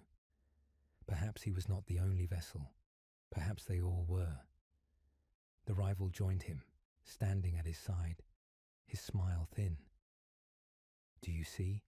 They are ready. They are no longer men. They are something greater. You should rejoice. This is what we sought. He did not answer. He only watched as the soldiers knelt before him, their voices rising in a chant that carried through the decks. It was his name they spoke, but it sounded wrong, twisted, stretched into something no longer his. The sound filled him with both power and dread, as though every syllable stripped another piece of him away. The next battle was worse than the last. They struck the loyalist fortress world of Kareth, its defences fierce, its people unwilling to yield. The fighting was brutal, cities burning, oceans boiling beneath bombardment. His warriors fought like demons, their fury unending, their voices shrieking with laughter that was not their own. Loyalist defenders died screaming, their blood staining the earth until it ran like rivers. He walked among the carnage, blade dripping, armour blackened by smoke. Loyalist prisoners were dragged before him, their eyes defiant even in chains. One, a young officer no older than a boy, spat at his feet. "You are no leader," the boy said. "You are a husk. You think yourself free, but you are already dead. The throne will never speak your name except as curse." For a moment, he nearly killed the boy. His hand trembled on the hilt, the Pact urging the final stroke. But something stopped him, something faint, something almost forgotten. A flicker of memory, of his brother's voice, of his confidant's gaze, of the man he had once been. He turned away, leaving the boy alive, though the rival's eyes burned with contempt. That night, he stood alone atop the ruins of Kareth's citadel, the world smouldering beneath him. The Pact whispered of triumph, of eternity, of chains shattered. Yet all he saw was ash. All he heard were screams. All he felt was the hollow widening within him. He whispered to the void, his voice trembling, "Am I master, or am I slave?" The void answered only with silence. The laughter came later, patient, inevitable, and in that moment, for the first time, he feared not the throne, not defeat, not even death. He feared himself, because he no longer knew where he ended and the shadows began. The ashes of Kareth clung to the fleet as it drifted into the void once more. Whole continents smouldered behind them, oceans boiled to steam, cities reduced to skeletal ruins. The smoke seemed to follow them into space, as if the dead themselves had clung to the ships, whispering in the walls. Every corridor felt heavier, every silence deeper. Victory had been theirs, but it was a victory drowned in screams. He stood upon the bridge, his hands clasped behind his back, eyes fixed on the void. The stars looked dimmer than he remembered, their light distant, fragile. He wondered if they too were being devoured one by one, until nothing remained but shadow. His reflection in the glass stared back at him, hollow-eyed, his armour streaked with soot that no polish could cleanse. For the first time, he thought the boy's words on Kareth had been true. He looked like a husk. The rival entered, his step sharp, his presence a blade. "Another world burns," he said, satisfaction dripping from every syllable. "Another chain broken. Do you not feel it? The pact grows stronger. We grow stronger. Soon the throne itself will tremble." He did not turn. "The throne will tremble, yes. But at what cost? Each world we burn, each soul we take, it is not the throne that pays, it is us." The rival laughed, cold and bitter. "Cost? That word belongs to the weak. There is no cost, only exchange. We give ourselves, and we receive eternity. You should rejoice. You are closer to godhood than any who have lived." He turned at last, his gaze heavy. If eternity feels like emptiness, then what is it worth? The rival's smile faltered, but only for a moment. "You hesitate because you still cling to what you were. That man is dead. Let him go." With those words, he left, his laughter echoing like a wound through the chamber. Later, the mentor came, his eyes hollowed by grief deeper than age. He did not speak at first, only looked at him as one might look at a monument crumbling into dust. At last, he whispered, "You spared the boy on Kareth. Why?" He did not answer at once. The question cut close, closer than he wished. He remembered the boy's defiance, the spark in his eyes. It had been like looking into a mirror of who he once was. "Because killing him would have meant nothing," he said finally. The mentor's gaze softened, but only with sorrow. That was not nothing. That was memory. That was the last piece of you clinging to the light. Do not let it die. He wanted to believe the old man, but the whispers had grown too loud. Each night they swarmed in his skull, praising him, coaxing him, mocking him. They told him mercy was weakness, that hesitation was death. They promised him eternity, but they offered no peace. He feared the mentor's plea was too late. When sleep came, visions followed. He saw his brother again, standing in the void, blade drawn, blood staining his hands. "You chose this," his brother said, his voice echoing like thunder. "You killed me for it, and still you doubt." Behind him, his confidant appeared, her eyes wet with sorrow.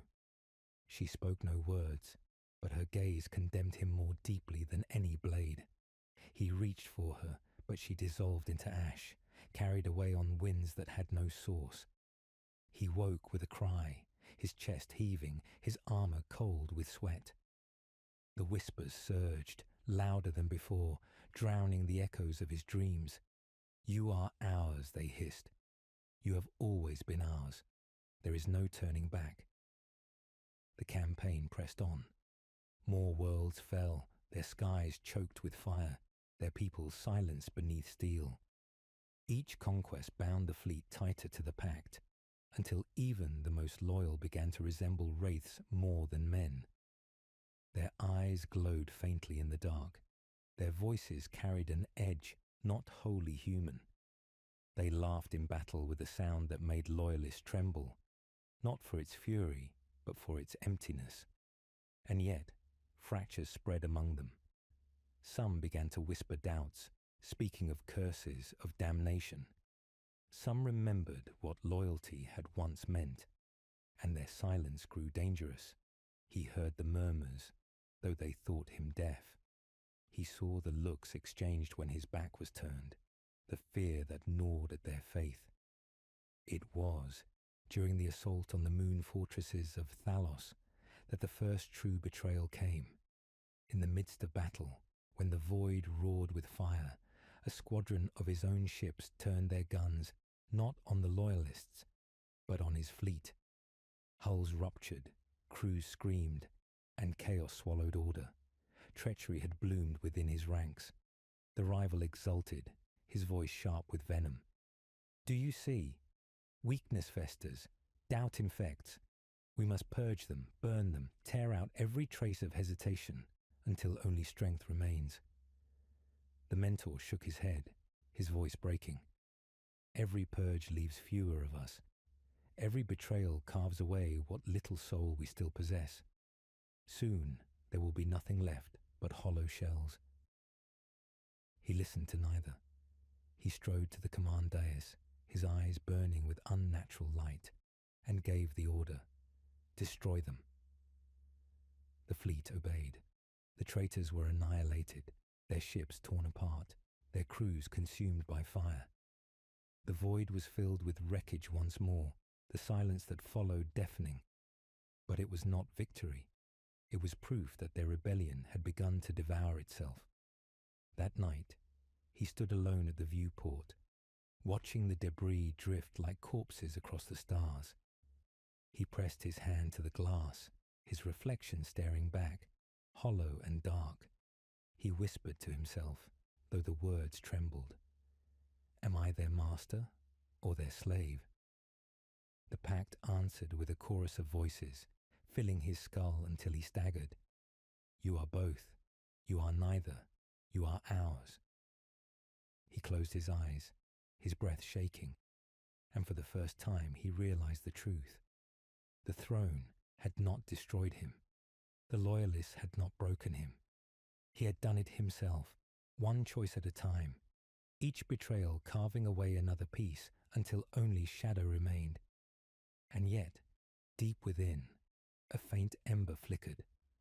The memory of the boy he had spared. The memory of his confidant's plea. The memory of his brother's sorrow. They clung to him, faint but not gone. Perhaps they were all that remained of who he once was. But the whispers pressed harder, laughter swelling, shadows deepening. The ember flickered, and he feared that soon even memory would be consumed. The void had grown colder, darker, as if the universe itself recoiled from the trail of fire and ash they left behind. The fleet moved like a wound through the stars, their shadows stretching across the black expanse, twisting with the weight of countless souls lost.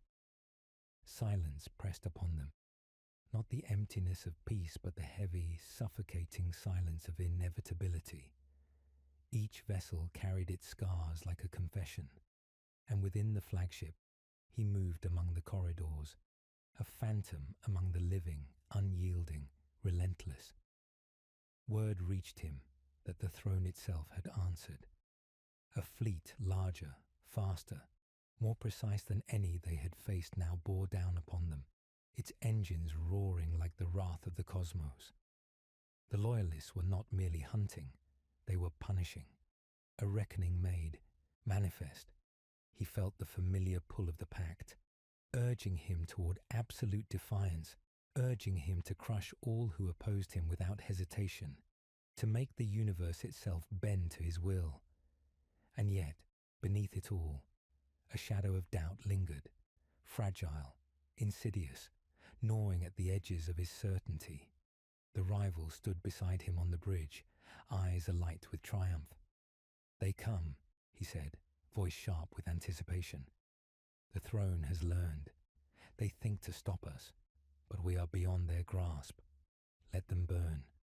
Let us take everything, leave nothing to remembrance." He did not respond, his gaze fixed on the blurring stars, imagining the loyalist fleet, calculating every maneuver, every kill, every fire that would erupt across the void.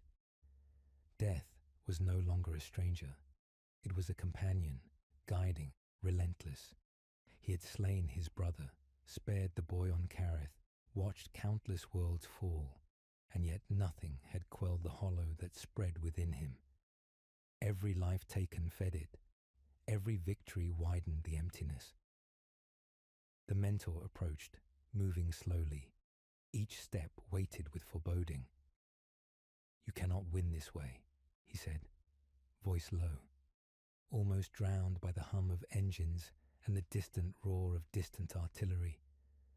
You have embraced the pact, yes, but it does not serve you. It devours you. Every world you take, every soul you burn, brings you closer to nothingness. Do you not see what you are becoming? He turned his gaze on the old man, his expression unreadable. I see, he said. I see what must be done. The throne will fall, and if I am lost in the process, so be it. Better to be lost with purpose than remembered as weak. The mentor shook his head, sorrow etched into every line of his face. Purpose does not absolve murder. Power does not erase blood. You cannot cleanse what you have become. The battle began before further words could be spoken. The loyalist fleet struck like a storm made flesh, lances of light tearing into his ships, detonations fracturing shields and hull alike. The flagship shuddered beneath the first salvo, alarms blaring, the corridors shaking with the fury of engines straining against impossible odds. His commanders cried for orders, and he gave them with a precision that bordered on cruelty.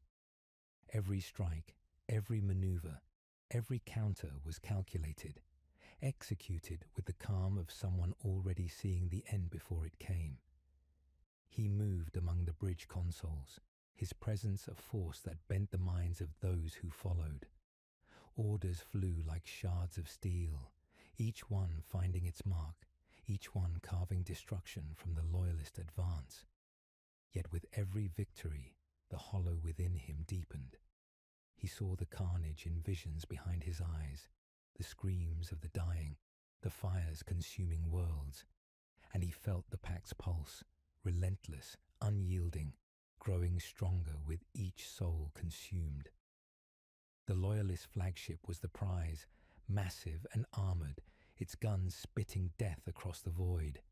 He met it, with the fury of a storm, ramming and striking, boarding parties clashing in corridors drenched with fire and smoke. Every corridor, every chamber, every hall became a theatre of chaos. Yet he moved through it with the ease of inevitability, blade flashing, armour glinting in the fires, eyes burning with a light no human should bear. The rival followed, exultant, shouting through the smoke and explosions, his voice carrying the promise of dominion. See, every strike strengthens us. Every death feeds the pact. We are unstoppable. But in the echoes, he heard another voice, faint yet piercing. The memory of his confidant, the sorrow of his brother, the grief of those he had once trusted. Their whispers were soft now, drowned beneath the roar of war and the chant of the pact. Yet they reached him, stubborn, unyielding, accusing. He pressed forward, reaching the command deck of the loyalist flagship. The commander waited, eyes filled with defiance, blade raised. You have become shadow, she said. You think yourself free, but every step you take is another chain. You will fall, and all who follow you with you. Their duel was swift, brutal, and endless. Steel rang against steel, sparks igniting the smoke-filled corridors. She fought with the fury of loyalty, each strike aimed to remind him of what he had once been. He struck with the precision of inevitability, every blow guided by whispers that promised eternity if he gave himself fully. Each parry, each strike, each movement tore away pieces of the man he had been, leaving only the vessel for the pact. At last, his blade found its mark. She fell, her eyes wide with disbelief, sorrow etched upon her features. The corridors rang with silence, filled only with the whispers that now claimed him entirely. He stood over her, chest heaving, armour scorched and blackened, the pact roaring in triumph inside him. Outside, the void stretched, silent but for drifting wreckage, the echoes of battle and death lingering like ash. The rival approached, exultant. It is done, he said. The throne will crumble. We are beyond recall. The Pact has claimed us fully. Nothing can stop what we have become. He looked out into the void, seeing the wreckage, the flames, the ghosts of worlds burned and people lost. The hollow within him expanded, a cavern filled with fire, shadows and whispers. He realized then that there was no triumph here, no glory, only the relentless weight of what he had done and what he had become. And in the silence of that understanding, he whispered, not to the rival, not to the fleet, but to himself, "What have I truly won?" The void answered only with shadows, patient and eternal. The stars themselves seemed to recoil as the fleet advanced deeper into the loyalist heartlands. Worlds that had once sung with life now shivered beneath the shadow of his passage. Cities fell in fire, oceans boiled, and the cries of the innocent echoed in the corridors of his mind long after the guns fell silent. Every strike he commanded was precise, unyielding, yet each one tore another thread from the man he had once been, leaving a hollow, a void where conscience might have lived. The rival moved beside him, a predator's grin cutting across his face. See how they crumble. Their fleets, their armies, their hearts. Everything bends beneath us. We are inevitable. There is no throne, no God, no law that can withstand what we have become. He did not answer. The Pact hummed within him, a living pulse of dark promise, urging him to perfection, to supremacy, to unending conquest. Its voice whispered of eternity, of dominion, of absolution through blood. Yet beneath the pulse, beneath the roar, he felt the echo of everything lost. The boy on Kareth, his fallen brother, his confidant's gaze, the mentor's sorrow. And in that whisper, a faint ember of what he had once been still glimmered. The battle began with a storm of fire. Loyalist fleets descended in furious waves, engines roaring, lances of energy scything through the void. The flagship shuddered under the first barrage, alarms screaming, the corridors trembling. Commands were shouted, counters executed, and the void became a tapestry of light, fire, and ruin. Every victory carried weight, every maneuver another confession, every fallen enemy another scar upon his soul. He moved among the bridge consoles, issuing orders with precision, but also with a coldness that unsettled even the most hardened veterans. His eyes, sharp and unnerving, scanned the chaos, seeing threats before they could fully form. The rival's voice crackled with excitement, but he heard it as a distant echo, filtered through the hum of the Pact, which had become the pulse of his own being. And then came the betrayal.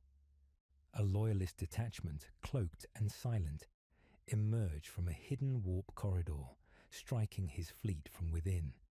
Ships turned on each other, weapons blazing across the void, hulls rupturing, crews screaming.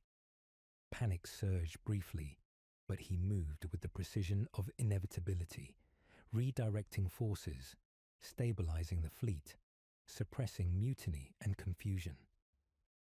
The rival cheered at the chaos, but he did not respond. His mind was elsewhere, calculating, measuring, holding the threads of destiny in his hands. The mentor's voice broke through the comms, low and trembling. Every betrayal you punish, every loyalist you strike down, you are carving away the last pieces of yourself. You think the Pact gives, but it only takes. Every victory is another wound, every conquest another shadow stitched into your soul. He gripped the console, his knuckles white, the shadows behind his eyes deepening. Then let it take, he said, voice low but resolute. If it demands everything, it shall have everything. But the throne will not survive this night. The battle escalated to the planetary surface. Bombardments tore at cities. Armies clashed in streets already blackened by fire.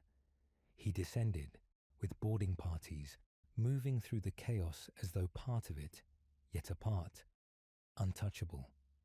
The loyalist commander awaited, eyes blazing with fury and sorrow, her sword raised against him.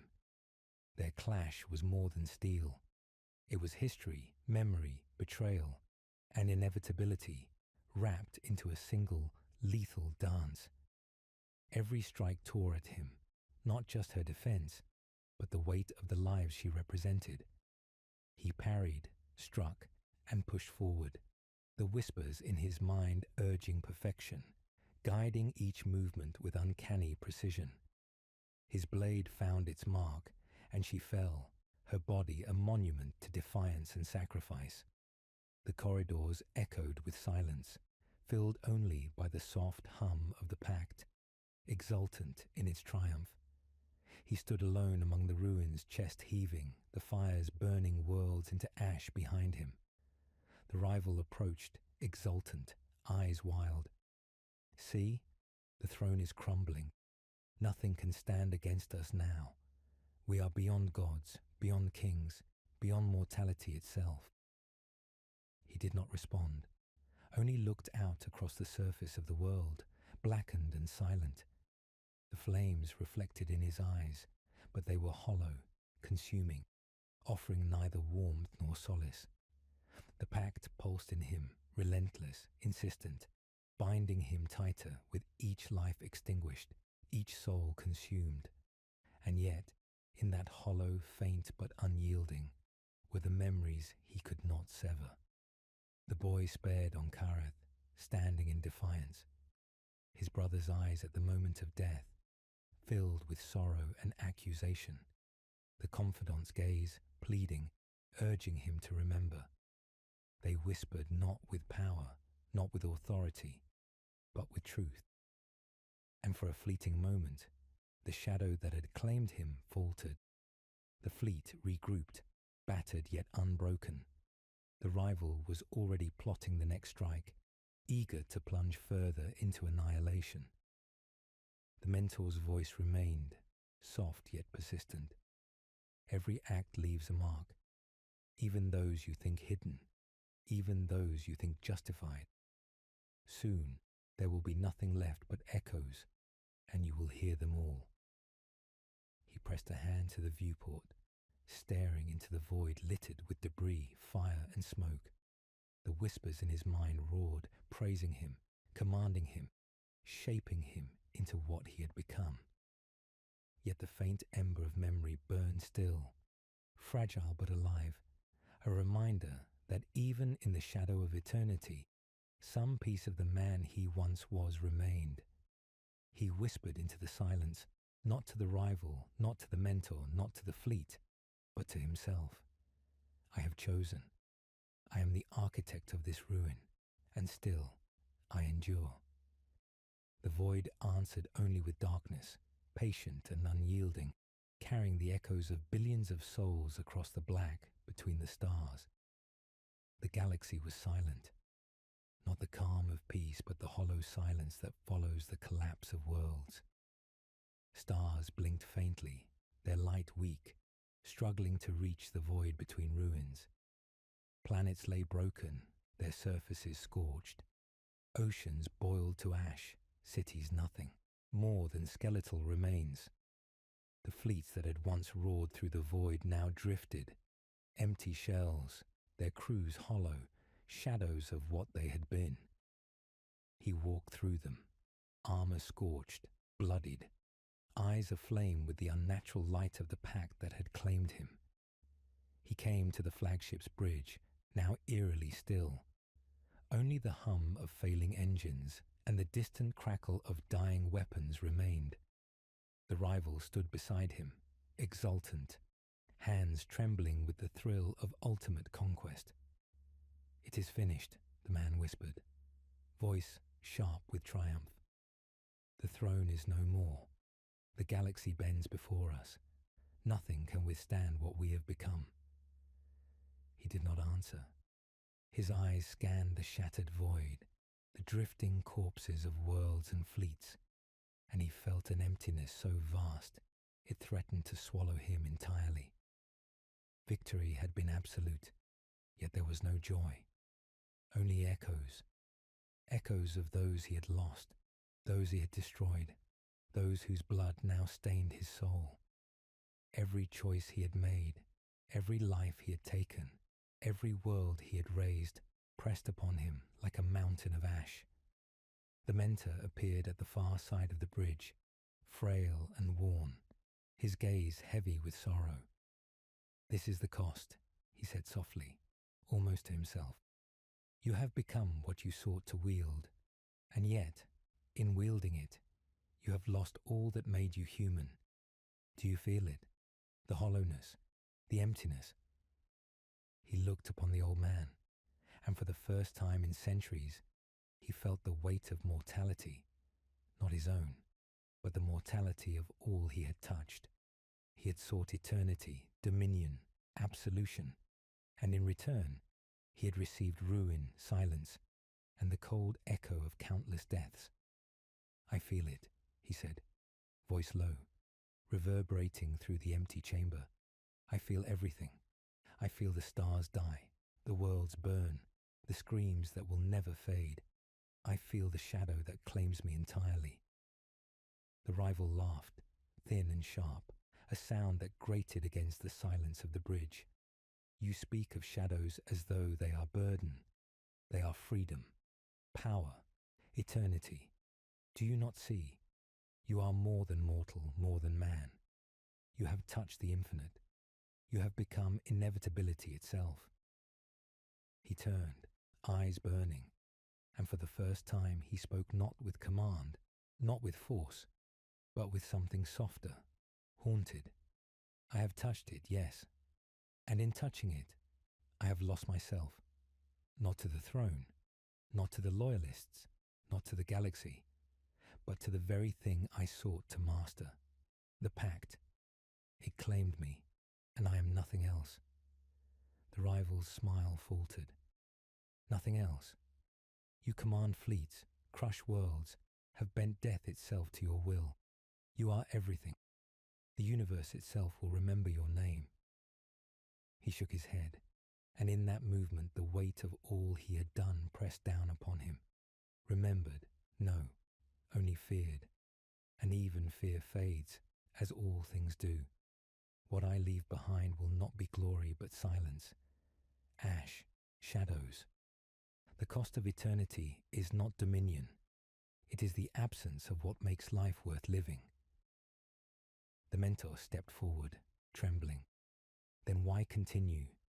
Why not surrender? Release the pact. Let the void reclaim you as it claims all things. He looked toward the viewport, toward the drifting skeletons of planets and fleets, the blackened stars and burning horizons. The answer came not in words but in a memory. His brother, fallen, accusing, his confidant pleading, the boy he had spared, defiant. And in that memory, a spark of the man he once was persisted, a man who had sought honor, who had loved, who had been more than shadow. "I continue," he said at last, voice steady, "because even in the void, even in shadow, even in the Pact's grasp, I must endure. Not for power, not for conquest, not for eternity, but because the memory of what I was compels me. And in enduring, I reckon with all that I have lost." The rival recoiled, as though the words themselves struck him. "You speak as though anything remains to reckon with. You are hollow. The Pact has claimed you entirely. There is no redemption, no memory, no self left to guide you." He looked out again, staring into the abyss. "Perhaps, but even a flicker is enough to defy absolute darkness. Even a shadow remembered can haunt eternity." He turned to the rival, and for the first time the rival saw not triumph, not certainty, but sorrow, resignation, and something older, grief deep enough to rend the void itself. "Go," he said. "Leave me to this. I will not strike you, for there is nothing left between us. But know this, every world, every fleet, Every life I have touched has shaped this, and there is no undoing it.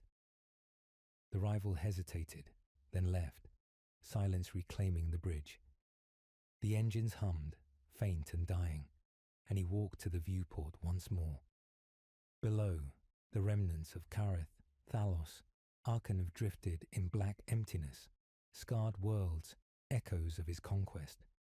Stars flickered weakly, dying. The void stretched, endless and patient. He pressed a hand to the glass, feeling the weight of eternity upon him. The whispers of the pact were no longer voices but currents, flowing through him, shaping him, claiming him. And yet, deep within, the ember persisted, faint but unyielding. He closed his eyes, and for a long moment, the memory of his brother, his confidant, and the boy on Kareth filled the hollow. They were gone, yet not gone. The fleet drifted onward, aimless, victorious, condemned. Silence reigned, absolute, as he whispered into the void, a confession, a farewell, a prayer. I endure because I must. I endure because it is all that remains. The stars blinked faintly, indifferent, and the universe held its breath. Worlds lay in ruin, empires had fallen, and he alone remained, a figure carved from shadow and ash, bearing the weight of every choice, every death, every betrayal. He had won, and yet in winning, he had lost everything. The Pact pulsed within him, eternal and insistent, and the ember of memory flickered still, defiant, fragile, human. He whispered again, to no one but himself, I am here, I endure, I remember. The void answered only with silence. The galaxy was nothing, and yet he was.